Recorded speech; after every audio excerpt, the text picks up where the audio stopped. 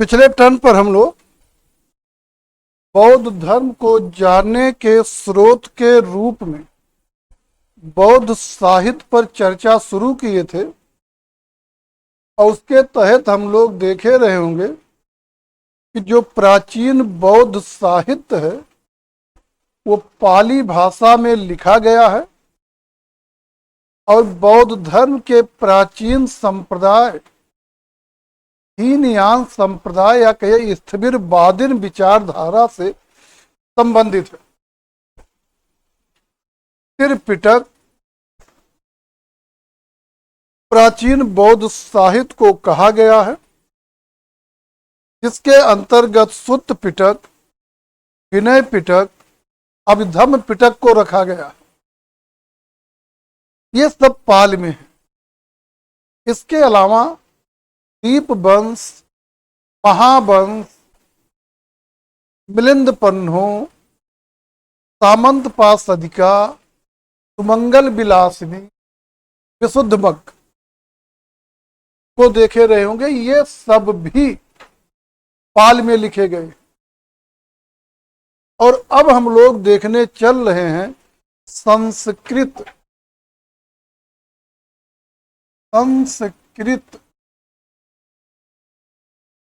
भाषा में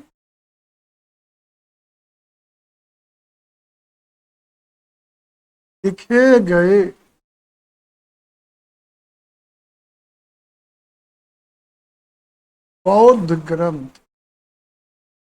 बौद्ध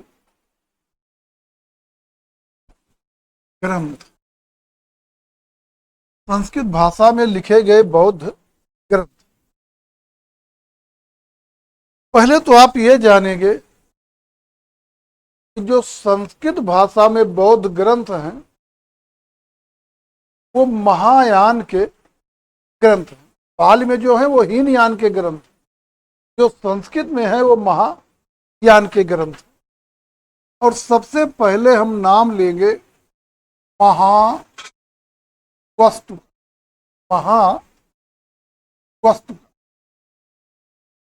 महावस्तु को जानेंगे कि यह भी माने संस्कृत भाषा में लिखी गई है और मूल रूप में यह भी हीनयान से ही संबंधित है, लेकिन इसमें महायान के तत्व भी पाए जाते हैं। जैसे हीनयान में साधक का लक्ष्य अहिरत पद है, महायान में साधक का लक्ष्य बोधिसत्व है। तो इस बोधिसत्व है। हीनयान में बुद्ध एक श्रेष्ठ मानव मात्र है, महायान में बुद्ध अलौकिक पुरुष भगवान के रूप में है।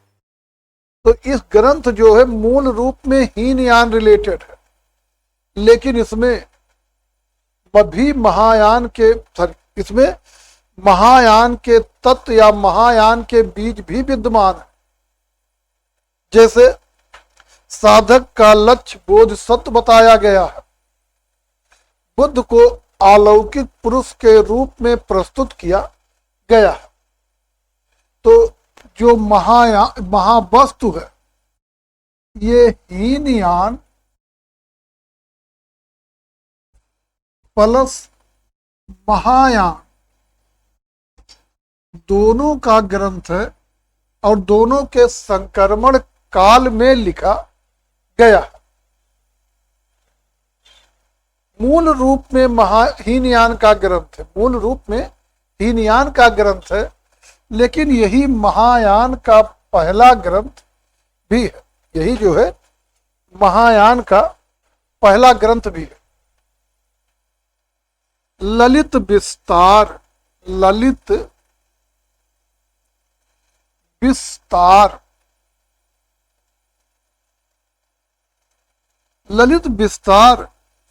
विशुद्ध रूप में महायान के लिए लिखा गया पहला ग्रंथ।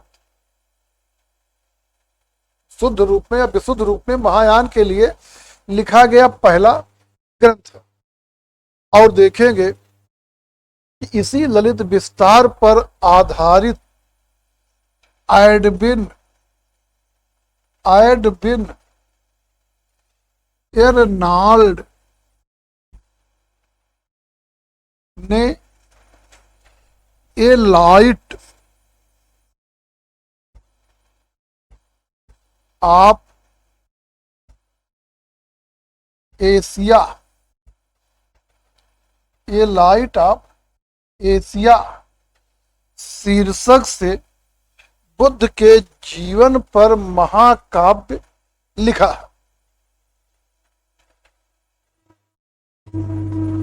बुद्ध चरित्र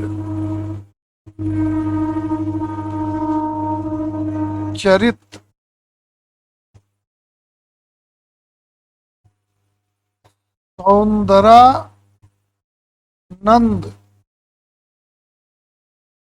और सारिपुत्र प्रकरण।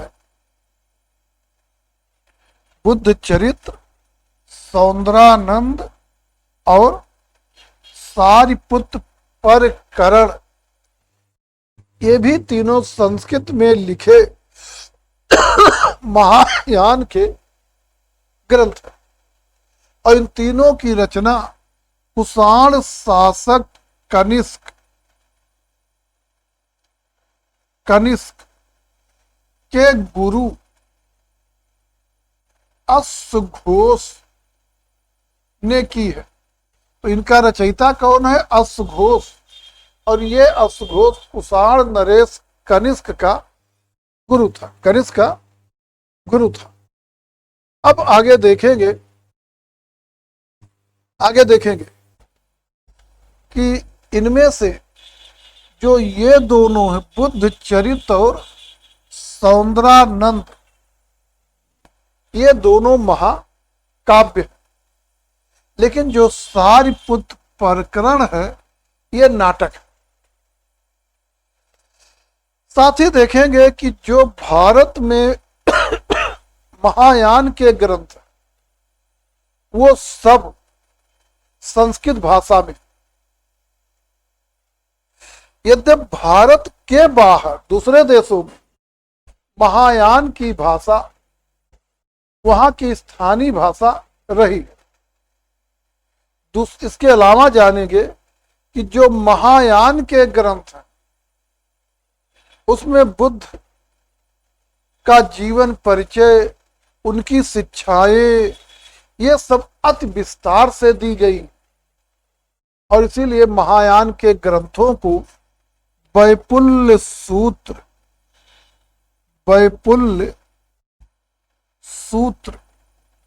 के नाम से भी जाना जाता है। तो महायान के जो ग्रंथ हैं इनमें बुद्ध की शिक्षाएं हीनयान की तुलना में अपेक्षाकृत अधिक डिटेल से या विस्तार से दी गई हैं।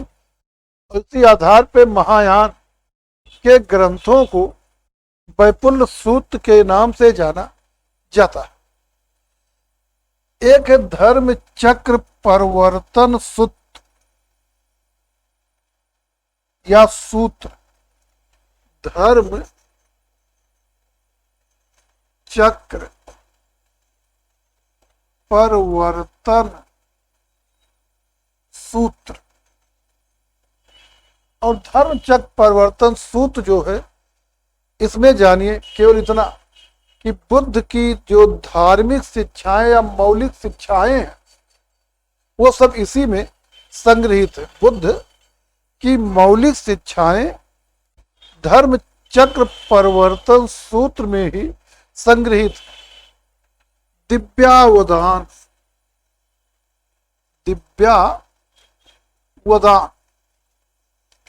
तो दिव्यावदान जो है इसका सामान्य अर्थ होता है वीरोचित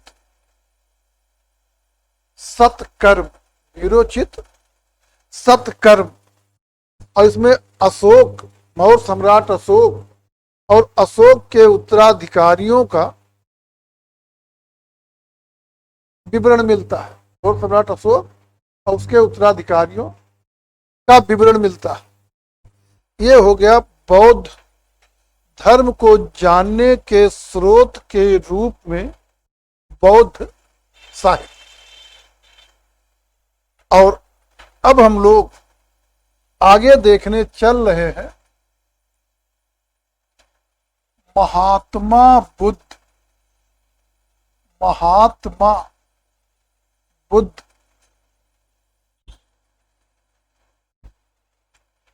का जीवन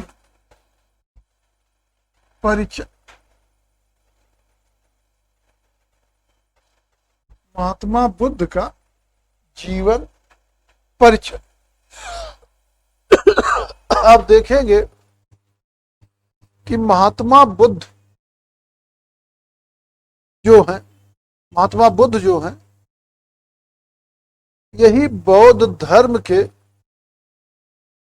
संस्थापक थे और इनका जन्म 563 अथवा 566 563 या 566 ईसा पूर्व में कपिलवस्तु के शाक्य गणराज्य में, कपिलवस्तु के शाक्य गणराज्य में लुम्बिनी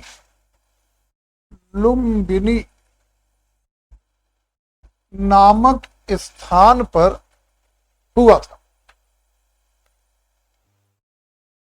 क्लियर हुआ? 563 या 566 ईसा पूर्व में कपिलवस्तु के शाक्य गणराज्य में लुम्बिनी नामक स्थान पर हुआ था। और जो कपिलवस्तु है, ये शाक्यों का गणराज्य था जो कोसल महाजनपद के अंतर्गत आता था। पूछा जाएगा कपिलवस्तु के शाक्यों का राज किस महाजनपद के अधीन था? कोसल महाजनपद के अधीन आता था। और शाक्य गणराज्य के प्रमुख शुद्धोधन इनके पिता थे। शुद्धोधन इनके पिता थे। और कोलीय वंश की कन्या,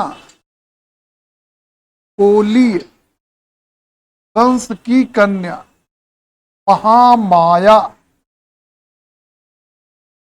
या माया देवी, महामाया या माया देवी जो हैं, इनकी माता थी।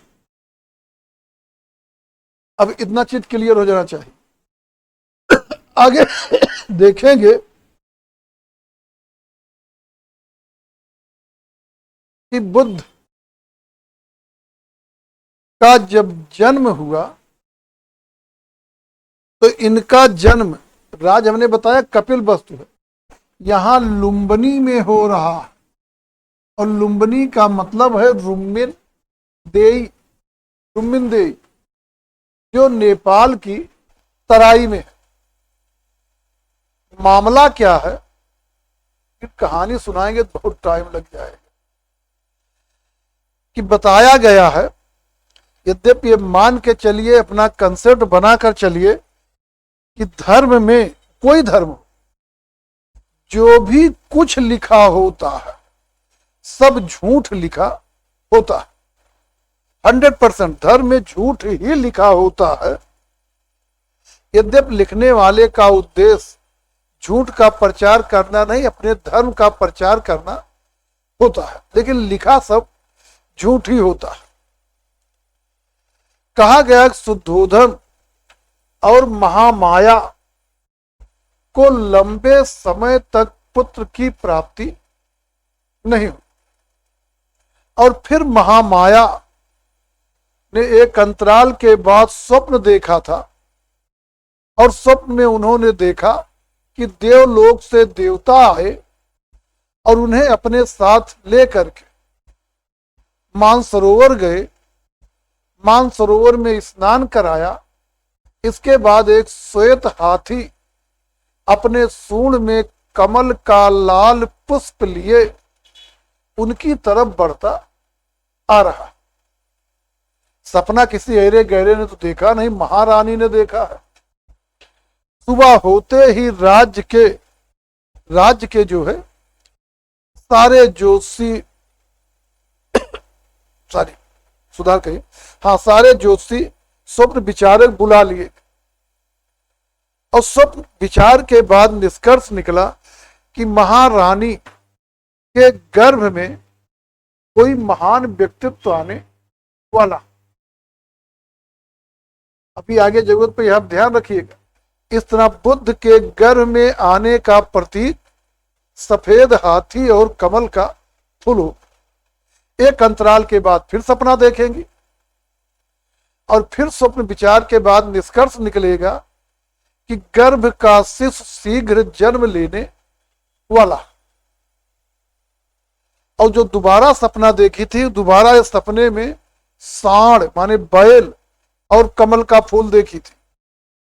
तो बुद्ध के गर्भ में आने का प्रतीक सफेद हाथी कमल का फूल, बुद्ध के जन्म का प्रतीक सांड और कमल का फूल। अब इसके बाद जो है सामान्यतः एक भारतीय प्रवृत्ति है, जनरली खाट फाट नियम नहीं, कि लड़कियों की इच्छा होती है कि उनकी पहली संतान मायके में पैदा हो, और इसी भावना से महामाया भी ग्रसित थी। और जब बच्चे के जन्म का समय निकट आया तो महामाया मायके जाने की जिद की और उनके मायके जाने की व्यवस्था की गई। वो मायके नहीं पहुंची, रास्ते में लुम्बिनी में आम्र कुंज में माने आमों के बगीचे में आम्र कुंज में इस तिथि को बुद्ध का जन्म हो गया, बुद्ध का जन्म हो गया। और इसीलिए कपिल वस्तु में ना पैदा होकर लुम्बिनी में पैदा हो रहे। अब जब बुद्ध का जन्म हो गया तो एक कहानी सुने होंगे कि जब बुद्ध पैदा हुए तुरंत ही उठ के खड़े हो गए और 7 कदम वो चले भी थे, 7 कदम चले भी थे। ऐसी परंपरागत कथा इस धर्म में मिलती है। अब बच्चे का जन्म हुआ और जन्म के साथ ही माता मर गई। सारी सुधार करिए, मैंने गलत बोल दिया। बच्चे के जन्म के 7वें दिन उनकी मां महामाया का देहांत हो गया।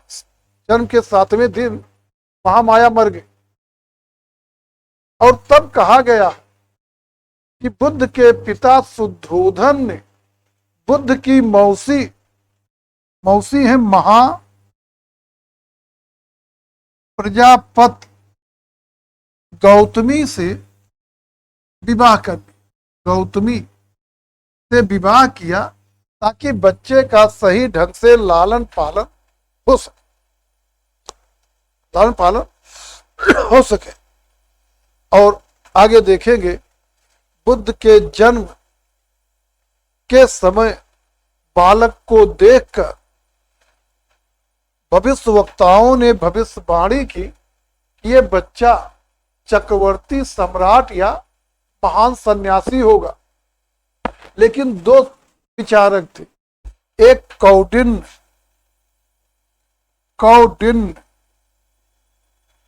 और एक था काल देवल।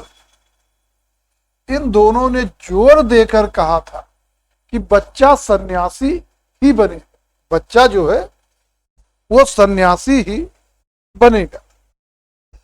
और देखेंगे बच्चा सन्यासी होगा। अब देखेंगे बच्चे का नाम सिद्धार्थ रखा गया, माने बुद्ध के बचपन का नाम क्या था? सिद्धार्थ। और सिद्धार्थ के लिए उनके पिता ने हर संभव भौतिक सुख सुविधा उपलब्ध करा दी। यहां तक कि अपेक्षाकृत कम आयु में अपने ही कुल की कन्या माने शाक्य कुल की ही कन्या यशोधरा से बुद्ध की शादी भी करा दी ताकि बुद्ध का मन संन्यास की ओर न जाए। और ये यशोधरा जो है, चर्चित नाम तो यशोधरा ही, और इन्हें बौद्ध साहित्य यशोधरा, बिंबा, गोपा, भद्रकच्छा आदि नामों से जाना गया। तो बहरहाल यशोधरा शादी करवा दी। ये सब इसलिए किए लेकिन बुद्ध का ध्यान संन्यास की ओर न जाए। लेकिन ये बचपन से ही चिंतनशील स्वभाव के थे और कहा जाता अक्सर जम्बू वृक्ष के नीचे बैठकर चिंतन मग्न हो जाया करते थे, चिंतन मग्न हो जाया करते थे। और अब आगे देखेंगे कि बुद्ध को यशोधरा से एक संतान भी मिली जिसका नाम रखा राहुल। राहुल, तो बुद्ध के पुत्र का नाम क्या था?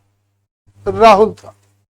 लेकिन ये पारिवारिक बंधन भी, माने बच्चे का, पत्नी का, पिता का, सब जो शारीरिक बंधन जो है वो भी बुद्ध को सांसारिक जीवन में नहीं बांध सका, नहीं बांध सका। और जीवन के 4 प्रमुख दृश्यों क्रमशः वृद्ध, रोगी, मृतक, सन्यासी को देखकर बुद्ध ने 29 वर्ष की अवस्था में गिरह त्याग कर दिया। 29 वर्ष की अवस्था में बुद्ध ने गिरह त्याग किया। अब देखेंगे मामला क्या है कि बुद्ध की अवस्था देख रहे होंगे इतनी हो चुकी, और मतलब बुद्ध जब युवा हो गए तो ये राजकुमार है, और राजकुमार के लिए जनता से मिलना जरूरी है, प्रजा से मिलना जरूरी है। तब बुद्ध के नगर भ्रमण की व्यवस्था की गई, और जब बुद्ध नगर भ्रमण पर गए तो बुद्ध के साथ बुद्ध का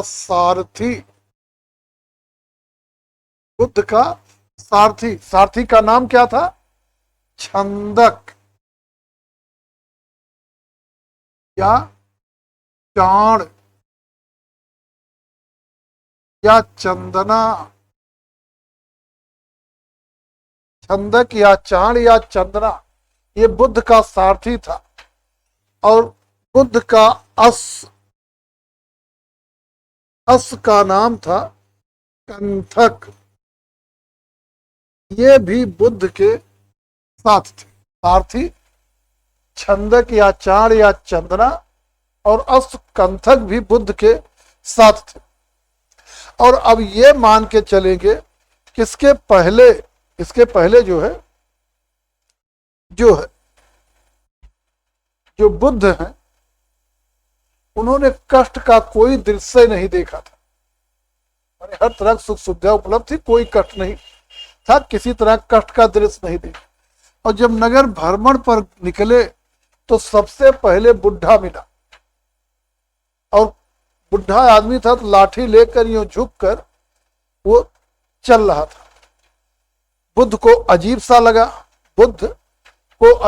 लगा। बुद्ध उसके पास गए और बोले कि दादा, हम लोग तो यूं सीधे 2 पैर पे चलते हैं, आपको क्या मजा आ रहा है जो इस तरह झुक के 3 पैर पे चल रहे?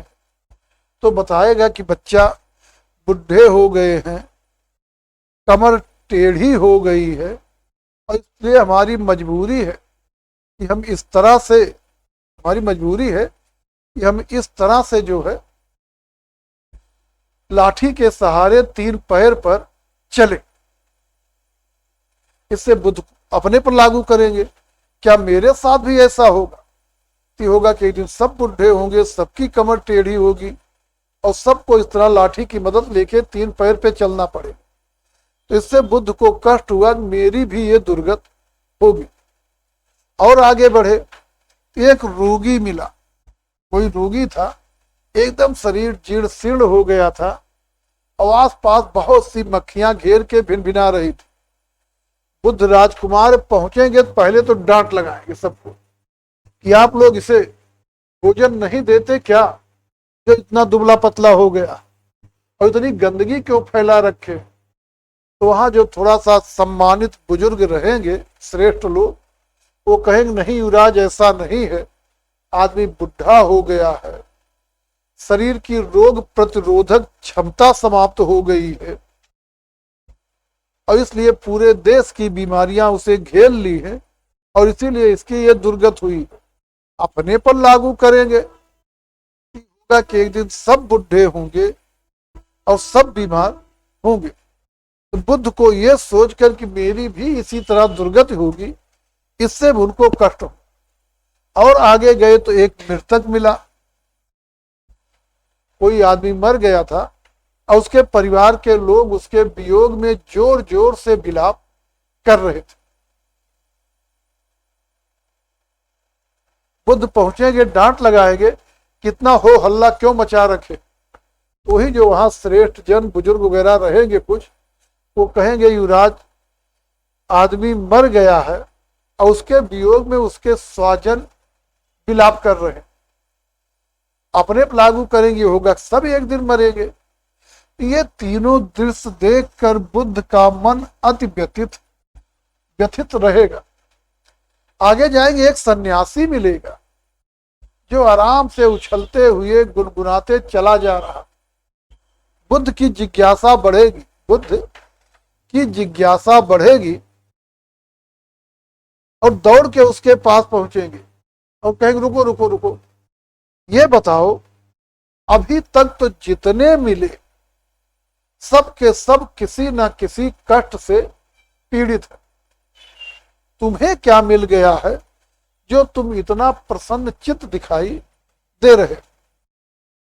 तब वो बताएगा कि मैंने दुखों का मूल जान लिया है, इस संसार में बने रहने की इच्छा ही दुखों का कारण है या मूल है, और इसे त्याग कर अर्थात संन्यास को अपनाकर दुखों का अंत किया जा सकता है और इसलिए मुझे कोई दुख या कोई कष्ट नहीं है।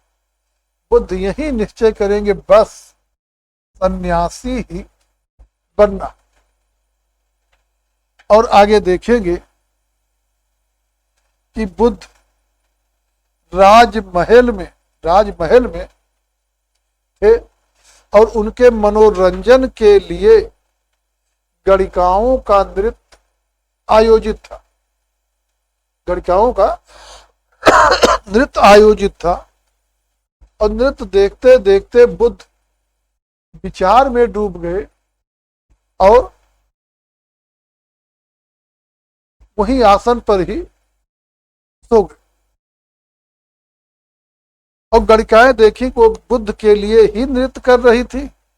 जब बुद्ध आसन पर चिंतन मग्न हो गए, मन लेट गए हैं, तो भी वहीं फर्श पर लेट गए।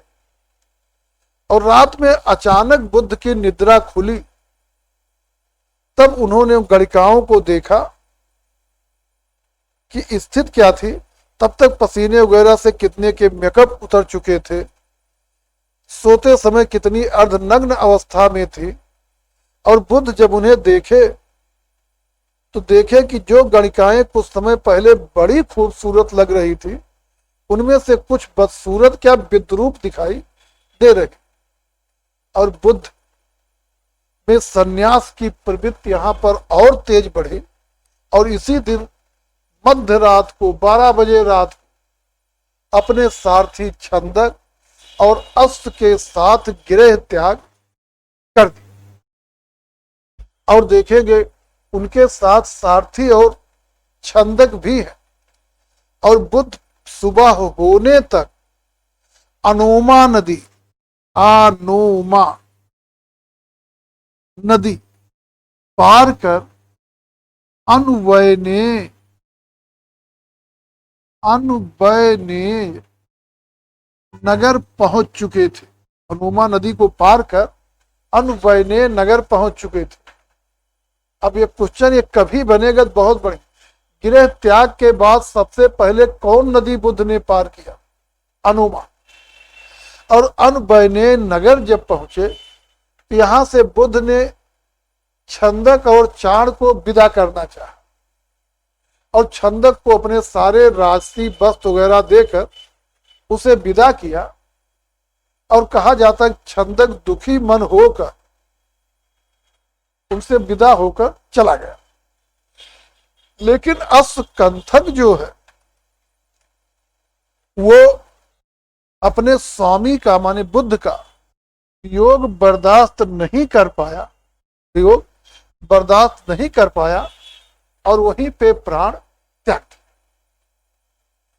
अब बुद्ध आगे ज्ञान की खोज में या ज्ञान की प्राप्ति की खोज में भ्रमण शुरू करें और सबसे पहले मिलेंगे वैशाली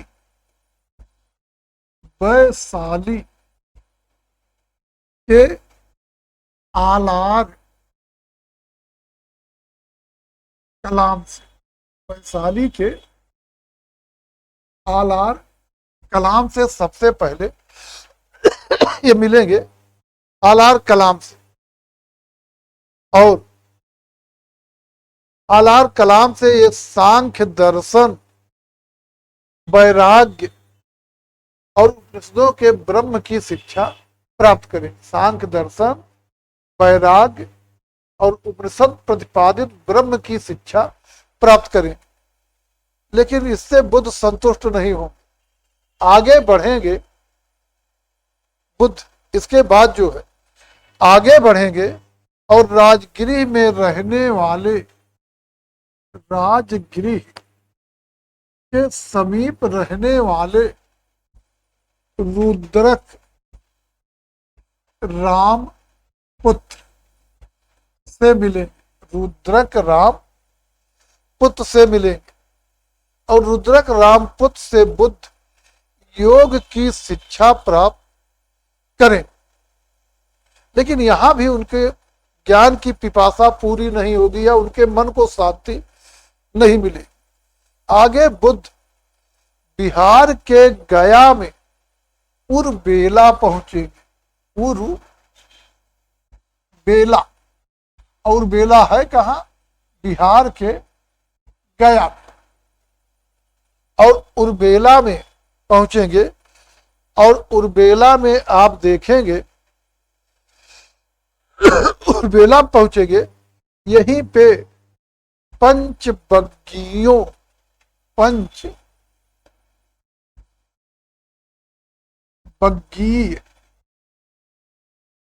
के साथ पंचबग्गी के साथ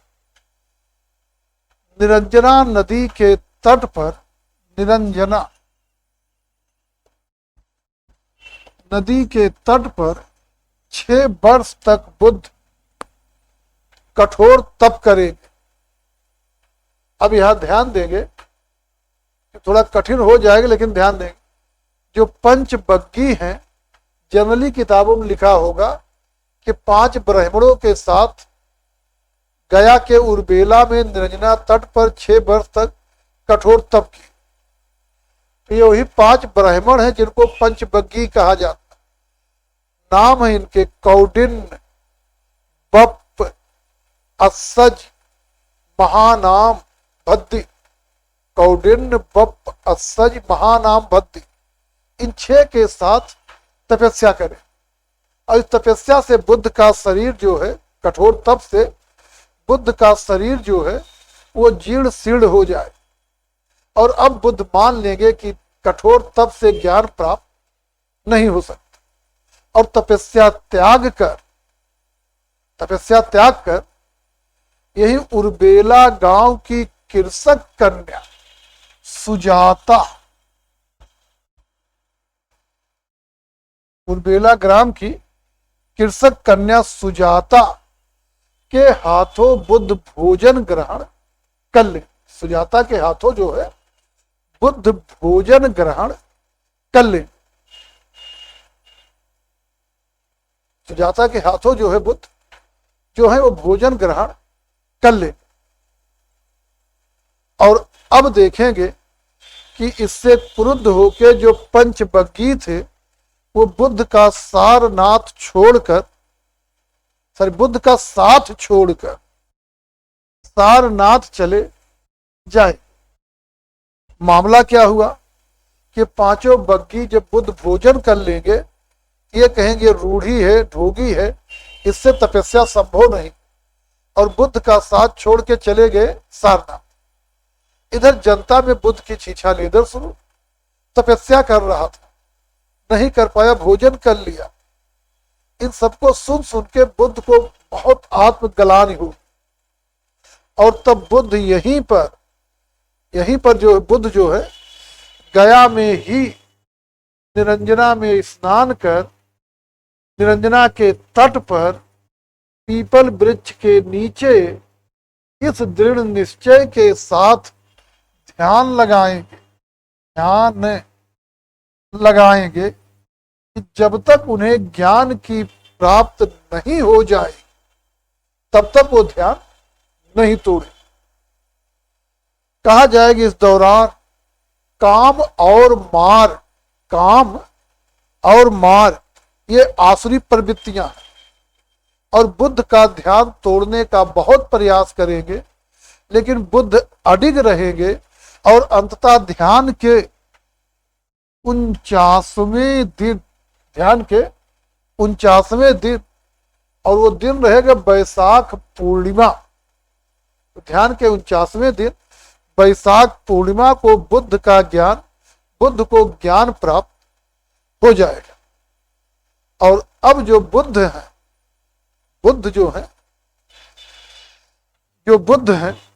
उन्हें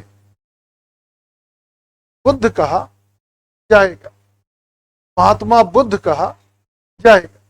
माने पहले नाम सिद्धार्थ था, ज्ञान प्राप्त के साथ अब उनका नाम बुद्ध, महात्मा बुद्ध आज पड़ गया।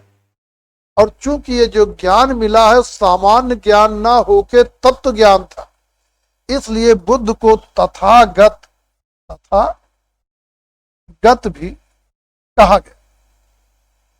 अब 2-3 चीज ध्यान देंगे कि बुद्ध को ज्ञान किस माध्यम से मिला, ध्यान के माध्यम से। दूसरे ध्यान के माध्यम से दूसरी चीज और ध्यान दें, ज्ञान प्राप्त को बौद्ध धर्म में क्या कहेंगे? ज्ञान प्राप्त को बौद्ध धर्म में क्या कहा गया है? संबोधि। तब जो बुद्ध के ज्ञान प्राप्त की घटना उसे कहा गया है संबोधि। और संबोध या ज्ञान प्राप्त का प्रतीक क्या है? पीपल वृक्ष। और उधर बुद्ध ने जब गृह त्याग किया था तो गृह त्याग की घटना को क्या कहेंगे? महाअभिनिष्क्रमण। और गृह त्याग का प्रतीक घोड़ा। तो इतना चीज आपको ध्यान में रहना चाहिए जो बताए प्रतीक के मामले में, बाकी सब ध्यान में रहना। बुद्ध के गर्भ में आने का प्रतीक सफेद हाथी और कमल का फूल। बुद्ध के जन्म का प्रतीक सांड और कमल का फूल। बुद्ध के गृह त्याग की घटना को क्या कहेंगे? महाअभिनिष्क्रमण। बुद्ध के गृह त्याग का प्रतीक घोड़ा। बुद्ध के ज्ञान प्राप्त की घटना को क्या कहेंगे? संबोध। संबोध या ज्ञान प्राप्त का प्रतीक पीपल वृक्ष। अब आगे देखेंगे कि बुद्ध को ज्ञान प्राप्त हो गया, इसके बाद जो है अब बुद्ध महात्मा बुद्ध तथागत आदि रूपों में जानेंगे। यही गया में ज्ञान प्राप्त के बाद सबसे पहले ज्ञान प्राप्त के बाद गया में सबसे पहले बुद्ध को मिले तपस और भल्लिक। नामक दो बंजारे, तपस्वल्ली के दो बंजारे हैं।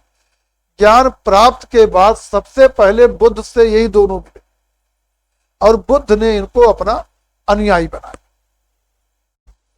अब ज्ञान बुद्ध गया में है अभी। अब बुद्ध को ये पता चलेगा या ये महसूस होगा, वो पंचबग्गी माने पांचों साधु जहां भी होंगे वो उनकी छीछा लेदरे कर रहे हों। तो बुद्ध अपने ज्ञान प्राप्त होने की बात को सबसे पहले सोचा कि चलते उन्हीं पांच बग्गियों को बताते। तो अब गया से बुद्ध कहां जाएंगे? सारनाथ। पंचबग्गी सारनाथ में तपस्या कर रहे हैं, तो गया से चले गए बुद्ध सारनाथ, और वहीं पर पांचों ब्राह्मणों माने पंचबग्गियों को चार आर्य सत्यों, चार आर्य सत्यों की शिक्षा देकर धर्म चक्र परिवर्तन किया। धर्म चक्र परिवर्तन किया। अब दो तीन चीज देखेंगे कि बुद्ध ने अपना पहला उपदेश किसे दिया? पंचबग्गियों को। कहां पे दिया? सारनाथ में। बुद्ध के प्रथम उपदेश को क्या कहेंगे? धर्म चक्र परिवर्तन। धर्म चक्र परिवर्तन। और धर्म चक्र परिवर्तन का प्रतीक क्या है? चक्र। चक्र। और इस तरह यहां पे धर्म चक्र परिवर्तन किए। अब इन पांचों ब्राह्मणों को अपना शिष्य बना लिया। इसके बाद जो है बुद्ध यहीं पर सारनाथ में पहला वर्षावास व्यतीत करे। वास्तव में ये साधु सन्यासी करते क्या थे? 4 महीने बरसात में एक स्थान पर रुकते थे और 8 महीने भ्रमण कर धर्म प्रचार प्रसार करते रहते थे। तो यहीं पर इन्होंने अपना प्रथम वर्षावास व्यतीत किया। और इन पंचबग्गियों को शिष्य बनाने के बाद बुद्ध वाराणसी जाए और वाराणसी का यश नामक श्रेष्ठी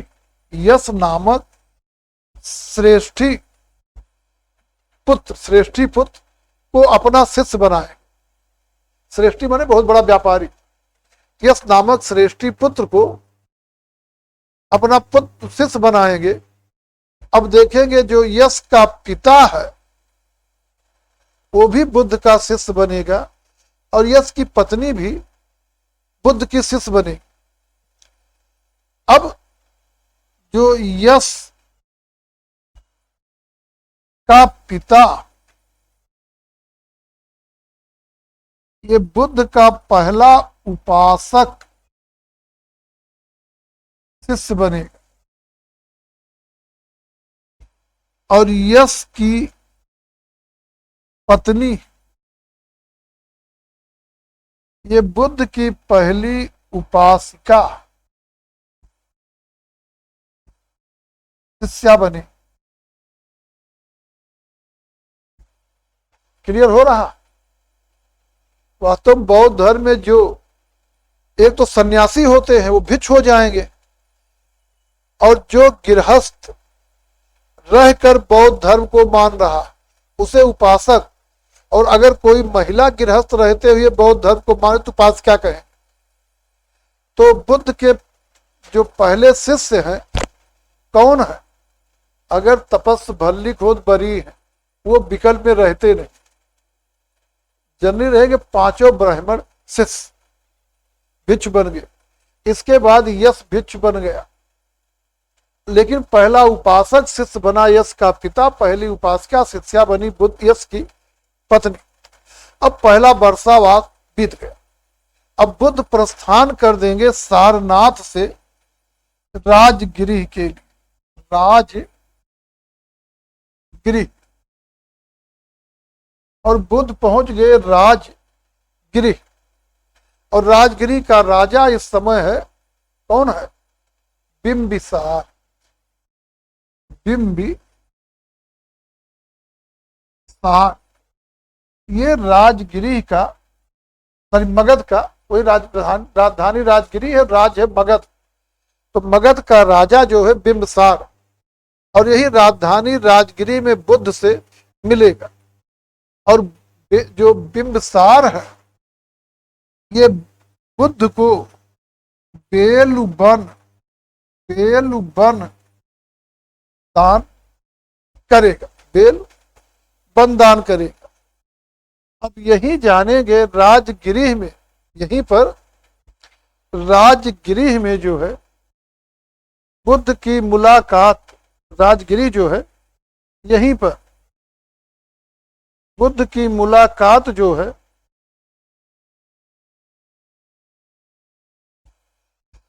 बुद्ध की मुलाकात जो है संजय से होगी। और ये संजय जो है, संजय से होगी। और जो संजय है ये ब्राह्मण धर्म का बहुत बड़ा अनुयायी था। इसके दो पुत्र थे, सारिपुत्र और मोदी गलान। सारिपुत्र और एक सारिपुत्र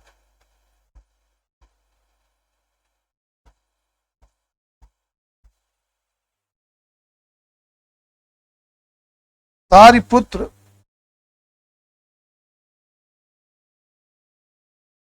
और मोदी गलान।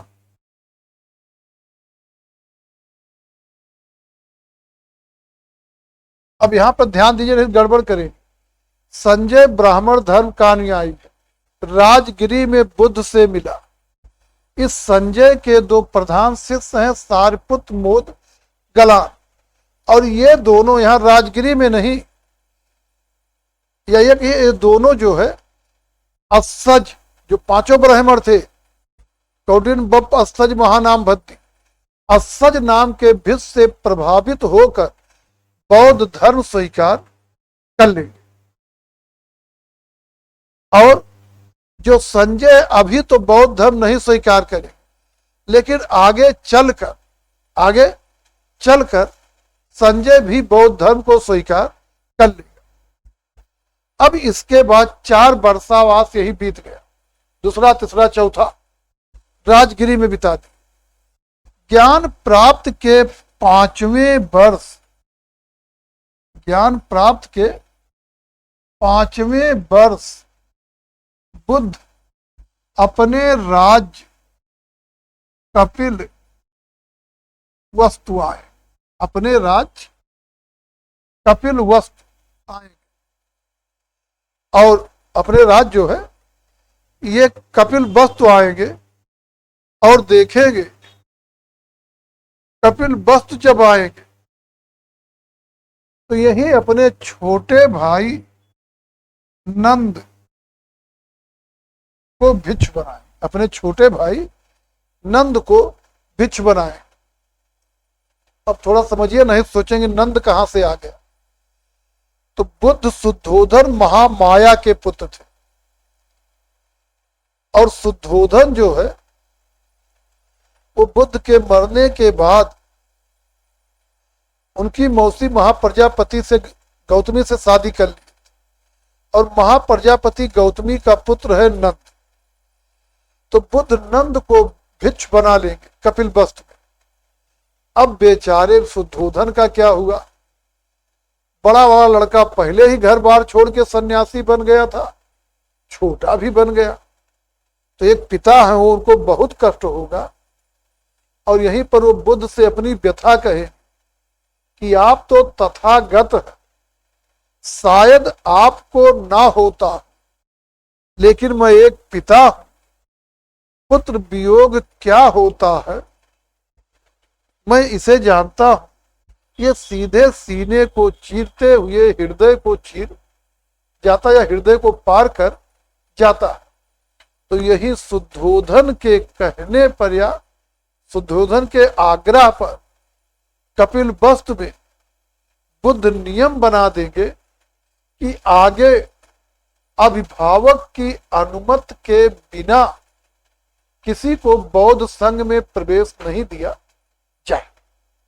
इसके पहले चाहे जो आए सबको प्रवेश मिल जाता, लेकिन अब यहाँ पे राजगिरी गलत हम बोल रहे हैं, कपिल वस्तु में बुद्ध नियम बना दिए कि अभिभावक के अनुमति के बिना संघ प्रवेश किसी को नहीं मिलेगा। अब यहीं पर महाप्रजापति गौतमी, यशोधरा, राहुल, ये सब भिक्ष भिक्षुणी बनने के लिए बुद्ध से अनुरोध करेंगे और बुद्ध इनकार करेंगे। बुद्ध जो है इससे इनकार करेंगे।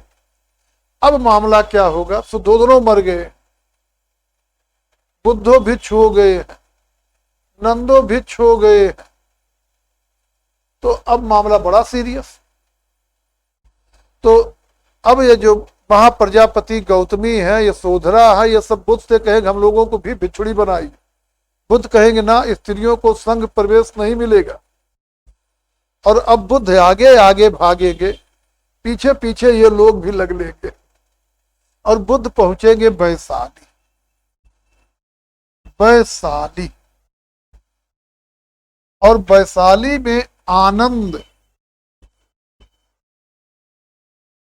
के अनुरोध पर, भिक्षु आनंद के अनुरोध पर वैशाली में महाप्रजापति गौतमी, यशोधरा, इन सबको भिक्षुणी बनाए और भिक्षुणी संघ की स्थापना कर उसका प्रधान महाप्रजापति गौतमी को नियुक्त करे। तो बुद्ध ने स्त्रियों को संघ प्रवेश किसके अनुरोध पर दिया? आनंद के। स्त्रियों को संघ प्रवेश कहाँ दिया? वैशाली में। स्त्री संघ की स्थापना कहाँ की? वैशाली में। बुद्ध के स्त्री संघ की प्रधान भिक्षुणी कौन थी? महाप्रजापति गौतम। नहीं पढ़ते समय इस अपने माइंड में स्ट्राइक करिए जब खुद पढ़िए, क्यों किसी तरह से क्वेश्चन बनाए जाते। और इस तरह से भिक्षुणी संघ की भी स्थापना हो गई। आगे देखेंगे जो बुद्ध है, बुद्ध का एक चचेरा भाई था देवदत्त। बुद्ध का चचेरा भाई था देवदत्त। देवदत्त और देवदत्त जो है ये बुद्ध से ईर्ष्या करता था। बुद्ध से ईर्ष्या करता था और वो बुद्ध के जीवन में ही बुद्ध को मारकर बौद्ध संघ का प्रमुख बनना चाहता था। संघ का प्रमुख बनना चाहता था। आगे देखेंगे जो प्रमुख घटना बुद्ध के जीवन में घट रही है, उनमें से एक है अनाथ पिंडन।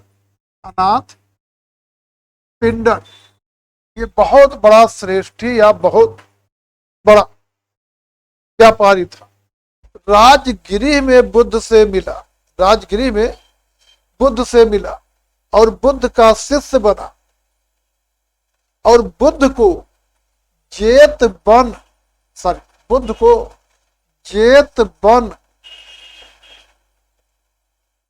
दान में देने की बात कही। ये जेतवन श्रावस्ती में है। इतना चीज पहले ध्यान रखिए। राजगिरी में बुद्ध से मिल रहा अनाथ पिंडर और राजगिरी में बुद्ध का शिष्य बन रहा, वही संकल्प ले रहा कि हम आपको जेतवन दान में देंगे। और ये जेतवन है श्रावस्ती में और जेतवन जेत राजकुमार का था। अनाथ पिंडक जेत राजकुमार के पास जाएगा, जेत राजकुमार के पास जाएगा और कहेगा आप इसे बेच दीजिए, हमने इसे बुद्ध को दान में देने के लिए संकल्प ले लिया है, इसलिए आप इसको बेचिए। जेत राजकुमार बेचने को तैयार नहीं होगा और जब अनाथ पिंडक जिद करेगा तब जेत राजकुमार गुस्से में कहेगा तो उतनी कीमत में जेतवन बिकेगा जितनी कीमत में या जितनी स्वर्ण मुद्राओं से इसे ढक दिया जाए। कहा गया तब अनाथ पिंडक 18 कोट, एक गलत हमने बोल दिया, कहा गया तब अनाथ पिंडक जो है, ये 500 तकटों, तकटों माने बैलगाड़ियों में 18 कोट माने 18 करोड़ स्वर्ण मुद्राएं लेकर आया और पूरे जेत वन को ढक दिया। इससे जेत राजकुमार लज्जित हुआ और बिना कुछ धन लिए उसे जेत वन दे दिया। और फिर अनाथ पिंडक ने बौद्ध संघ को जेत वन दान। भरहुत स्तूप के एक प्रस्तर खंड पर इस जेत वन के अनाथ पिंडक द्वारा जेत वन को बौद्ध संघ को दान देने की घटना का उल्लेख। अब आगे देखेंगे कि इसके बाद बुद्ध अब यही श्रावस्ती में रहेंगे और श्रावस्ती में बुद्ध ने सबसे अधिक 25 वर्षावास व्यतीत किया। तो दो चीज ध्यान रखिए कि पहला वर्षावास कहां व्यतीत किया? सारनाथ। सबसे अधिक वर्षावास कहां व्यतीत किया? श्रावस्ती। अब आप आगे देखेंगे इसके बाद बुद्ध श्रावस्ती में ही देखेंगे पूर्वाराम या पुब्बाराम, पूर्वाराम बिहार। और इस पूर्वाराम बिहार की आर्थिक सहायिका जो है वो अंग ग्राम के भद्दी सेठ, अंग गांव या ग्राम के भद्दी सेठ की पुत्री विशाखा थी। और उस विशाखा ने पूर्वाराम बिहार बुद्ध को दान दिया। तो जेतवन पूर्वाराम दोनों ये जानते श्रावस्ती में है। जेतवन अनाथ पिंडक ने बुद्ध को दान में दिया और जो पूर्वाराम बिहार है इसे विशाखा ने बुद्ध को दान में दिया था। लिच्छवियों के निमंत्रण पर बुद्ध वैशाली जाएंगे और वैशाली में लिच्छवियों ने महावन में कुटाग्रशाला का निर्माण कराए। और यह कुटाग्रशाला तथा 18 और वन लिच्छवियों द्वारा बुद्ध को दान में दिया जाए। वैशाली के लिच्छवी कुटाग्रशाला तथा 18 और वन बुद्ध को दान में दे। आगे देखेंगे यहीं वैशाली में रहती है वैशाली की नगर वधू आम्रपाली। वैशाली में ही रहती थी वैशाली की नगर वधू आम्रपाली। और आम्रपाली ने बुद्ध को आम्रपाली वन दान में दिया। कौशाम्बी का शासक उदयन था। शुरू में बौद्ध धर्म को नहीं मानता था, माने बौद्ध धर्म में कौशाम्बी के उदयन की आस्था नहीं थी। लेकिन एक बौद्ध भिक्षु था पिंडोला भारद्वाज।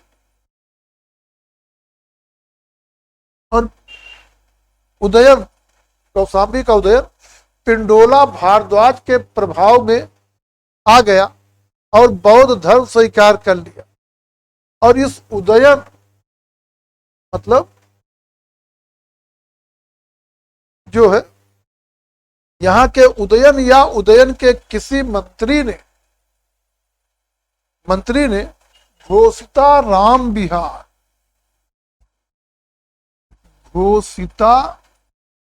राम बिहार बौद्ध संघ को दान में दिया, बौद्ध संघ को दान में दिया। और अब आगे बुद्ध फिर पहुंचेंगे, बुद्ध जो है फिर पहुंचेंगे श्रावस्ती, और वहां पे चालिका वन में अंगुलमाल का हृदय परिवर्तन करें, अंगुलमाल का हृदय परिवर्तन करें। तो अब हम लोग जो है, आज हम लोग जो है अब यहां से आगे कल चर्चा करेंगे। आज के लिए बस इतना है, आज के लिए इतना ही। तो बुद्ध का जीवन परिचय ही हम लोग देख रहे थे, और उसमें हम लोग यहां तक देख लिए कौशाम्बी का उदयन जो है वो बौद्ध भिक्षु पिंडोला भारद्वाज के प्रभाव में आया, और बाद में उदयन या उसके किसी मंत्री ने घोस्ताराम बिहार बौद्ध संघ को दान दिया। और ये घोस्ताराम बिहार है कहाँ, कहाँ पे है? कौशाम्बी में। यहीं तक हम लोग देखें, इसके आगे कल चर्चा करेंगे। कोई भी चीज कंफ्यूजन में हो तो उस पर चर्चा कर ले आगे कल।